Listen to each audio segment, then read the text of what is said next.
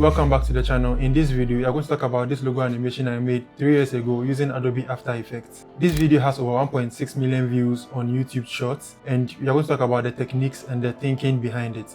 Let's get into it. So this is a solid logo design created by the talented Hashim Samiru, a logo design expert and branding expert based in Accra. He actually put me on this project. Shout out to Hashim. And the style that he went for was more like the African style. The producer is an African, it only makes sense. So African style with the tactile and rough edges, hand painted style. And the logo is simple. The branding colors are straightforward, and the main color here is the dark brown, some shades and tints of brown, so like everything is cohesive, everything is uniform, everything works together. So because the design was on point, the animation didn't need to be complicated because the design itself was speaking volumes. You can see a character here, obviously DJing behind the deck, and you can see speakers behind the character. So all we had to do is just review the elements in the design. No need for a lot of motions and complicated stuff. So when it comes to logo animations, my approach is to look for the most unique elements in the design, and the most unique element here is the headset of the DJ, and that is unique. That's unique to me because obviously a DJ or a producer uses a headset for whatever they are. I mean, it's music. You need to listen to music and listen to the detailing of the music. So it only makes sense to use that. So that stood out for me. Also, I look out for elements that can be used in the animation. For example, we have these arrows here and these elements here. Using them in the animation will make everything feel cohesive and also on brand. So I used these arrows somewhere in the animation. My job here was to review the elements one by one using basic transformations, that's the position, scale, rotation, and also path animation with the help of basic animation principles. So I start by a rectangle shape revealing. Another rectangle comes from the right to hit it. Then as soon as it hits, there is a reaction to it as it's moving to its left side, and also another rectangle comes from the left to also come and hit it. Then the last rectangle comes to be the final hit, to create the impact. That will be the final hit into the next, or to review the main headset. And I use these shapes because I was trying to build one side of the headset. You see it in a bit.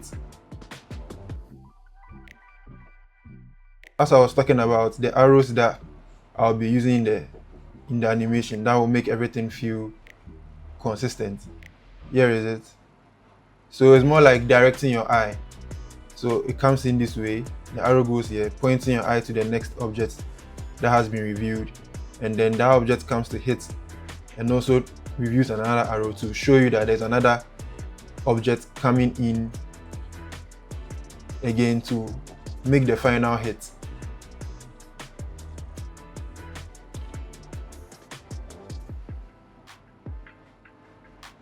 So the final hit reviews the entire headset, and I achieved this headset right in After Effects using the Cinema 4D renderer. So I made one side of the headset and duplicated it to the other side, and also this is the handle, also in 3D space, also a flat object and extruded because I have the Cinema 4D renderer enabled. So if I can quickly go into the headset, and you see this is it.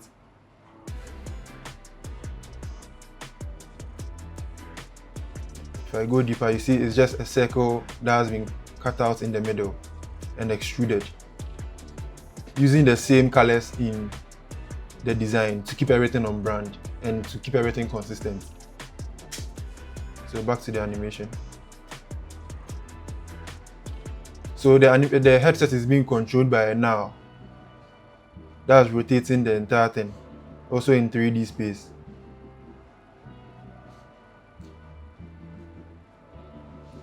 So as soon as it hits, it has to react a bit and settle down. It settles down into the middle.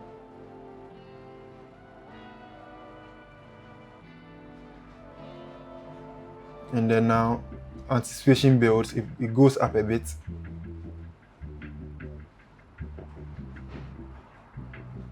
And then it's dropping. So at this point, there are a lot of things also appearing. You realize that there's a box dropping, and also there are two boxes, a box dropping, and also there are two boxes. That's going to review the speakers in the design later on. This box also is going to review the letters in the design later on. But at this point, you also see that the head of the character is being reviewed, or it's also appearing. So since the intro was kind of chaotic, it goes from left to right to left to right, and then the headset reviews. Everything needed to settle down. So at this point, you see that everything eases down. And the point of it easing down, the deck also appears from nowhere. The DJ deck also appears from nowhere, settles down, and at that point where the headset is also settling down, as soon as it gets to the exact motion, the exact position where the original, I cut exactly at the point where the headset I created matches the position of the original headset also created by the logo designer. The whole idea is to have things move and settle down to their original position. So I cut it exactly where it matches the original logo or the original design. So if I play it, you realize that it goes this way,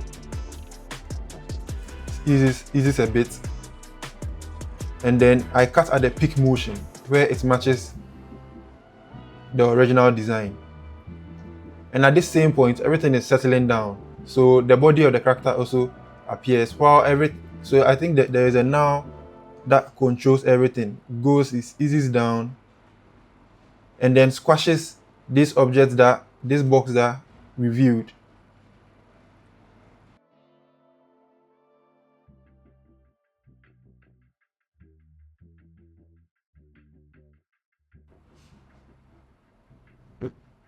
Yes, it squashes down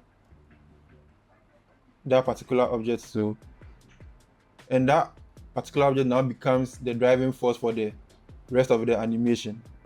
It pushes as it squashes.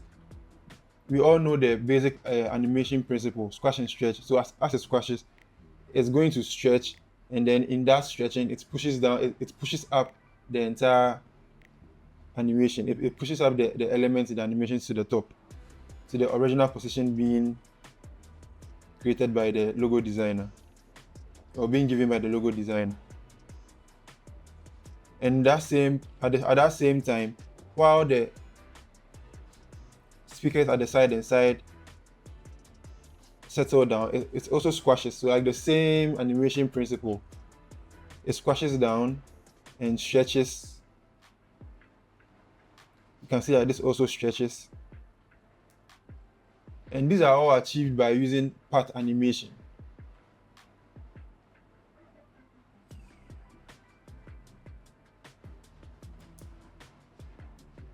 And when I say path animation, it's a way to animate the path of a shape layer step by step,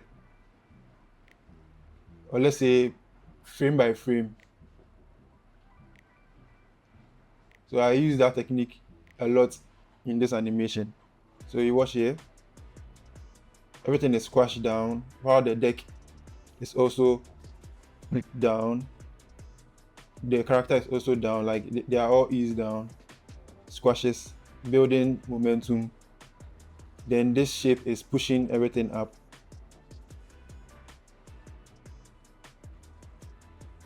And then as this shape pushes everything up, it also creates a projection that reviews a box at the right side. all achieved by basic transformations, position, scale, rotation. So at this point, you let your imagination go out, and to every action there's a reaction. So that's the basic principle we are going by. So from here you can see that as the shape pushes it up, then there's a projection here which also pushes this box out, and also there's another box that appears from behind of the shape, of the L shape. So now we have the L already formed. Then this shape that appears behind from the L comes out to form the J, and also reviews another box behind it. So now this box here also goes up using path animation and position and scale. It goes up this way, moves to the left, it hits the L while it's transforming to the original letter S. Then that also hits the other element to reveal the big border around it, and also to fully reveal the J.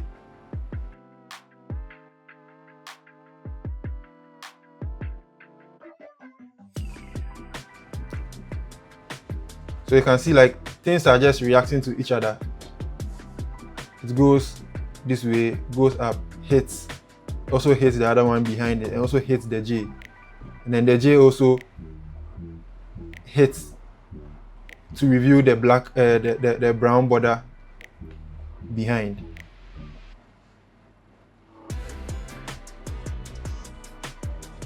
So if you go this way, hits, and then settles down. So it hits, scales up a bit and settles down.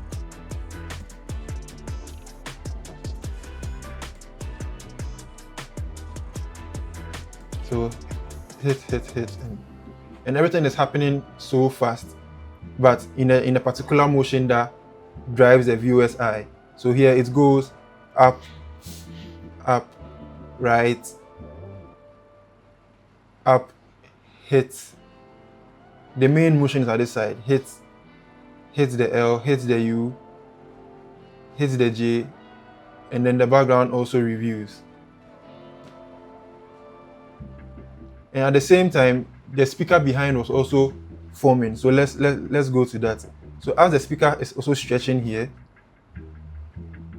it squashes and then now reviews the original design by the logo designer.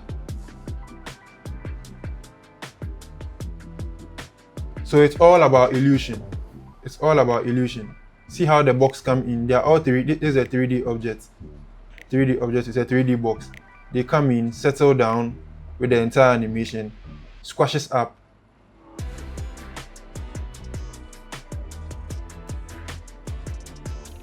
So they are all 3D objects. It comes in this way, squashes down, stretches, expand a bit, and it expands because the original design has this shape, so it has to expand and then match cuts to that particular shape. And then as it match cuts, to sell the illusion more, there's kind of a bounce effect to it.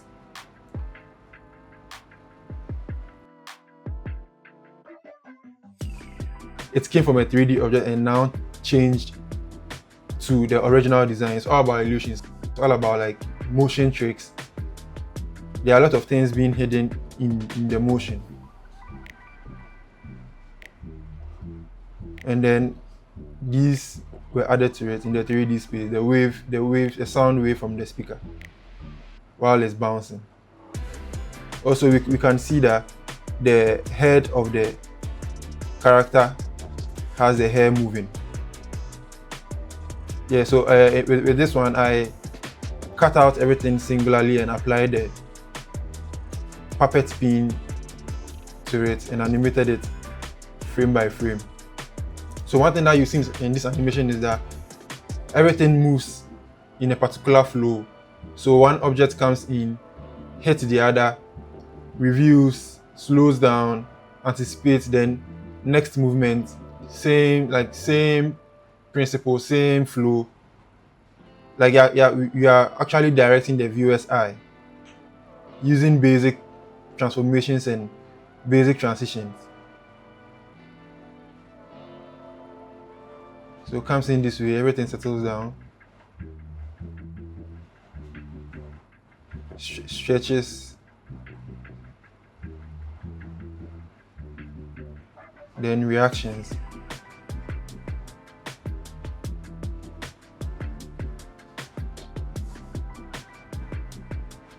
And then added these shape layers, mask into the letters to sell the entire effect. More like a light sweep.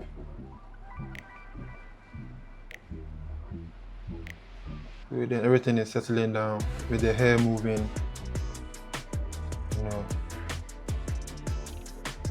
So yeah, very simple, very simple. Basic movements, basic techniques that we all know.